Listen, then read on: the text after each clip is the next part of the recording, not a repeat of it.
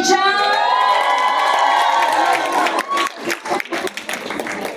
Alright, magandang hapon po sa inyo. Yes, good afternoon. Yeah. Sino po dito masaya kayo na nandito kayo ngayong hapon? Mas masaya po kami sa inyo. First time po namin dito sa church nyo. Sino po dito first time nyo lang po kami nakita sa buong buhay? Ay, mas magaling na naman to. Pogi po ba kami sa personal?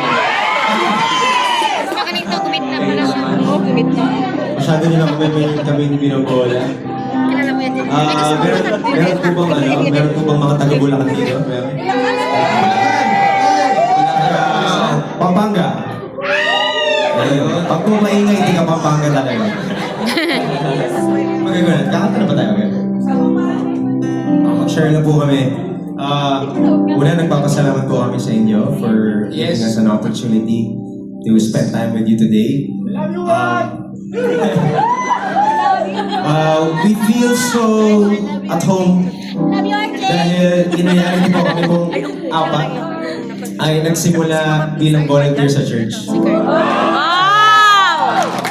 Kami po talaga ay mga worship leaders sa church namin sa Bulacan. Galing. And hindi po foreign sa amin yung pakiramdam na nag-gather to praise God and worship God. In fact, it is in that ministry that we felt a call in our hearts to go out and minister outside the church to the people who are lost, to the people who are in the darkness. And I just want to share a little bit. Lahat po kami ay na-reach out through campus ministry. Wow. Si RJ po parang 12 years old. Ay, ilang taon ka ba na? 12 years old, right? Si RJ po, kids church pa lang. Tumutugtog na po yan. Nag-volunteer na po yan. So, anyway, just a little bit. Ako po ay na-reach out nung ako po ay college sa UP Baguio. Oh! Hello po, ayan. During that time, ang alam ko po sa sarili ko, marami akong ambisyon.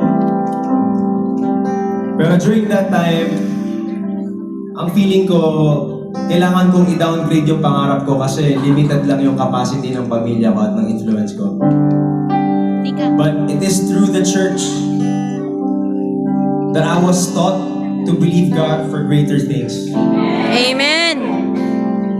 And one of the things na nag-encourage po sa akin to pursue this career that we have is a verse from the Bible. I believe it's Isaiah 49 that says, I will make you a light to the Gentiles so that my salvation can reach the ends of the earth. Wow. Ang galing, men. So I knew back then, sinasabi ko sa kanila, you know, naging successful po kami sa Pilipinas. Pero hindi ko po mabitawan yung call ni Lord sa puso ko. That someday we will be used not just to minister in the Philippines but outside of the Philippines. And honestly, yung pagpunta po namin dito sa Singapore, we are on a mission. We're trying to sell our tickets for our show this November 16. Kanina may mga lumapit sa akin na panood nyo yung video na ginawa ko about how we need to promote here in Singapore. But really, internally excited po ako to visit the churches. Because I believe that there's a special message that God wants to share. God wants me to share. And that is, we go to church, we hear in church, God is calling us to be the light outside the church. At sabi ko nga po kagabi sa press ko namin, yung mga Pilipino, hindi nila alam pero isa tayo sa mga magagaling na misyonaryo. Because wherever we are, wherever we work, we bring light to the place na pinagtatrabaho natin. Amen. We bring the joy dun sa lugar na pinagtatrabaho natin.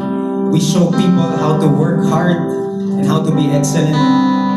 And for me, that is living out our faith to be the hands and feet of God to the rest of the world. So, I just want to encourage you, if you have a dream in your heart, just like us, it won't be easy.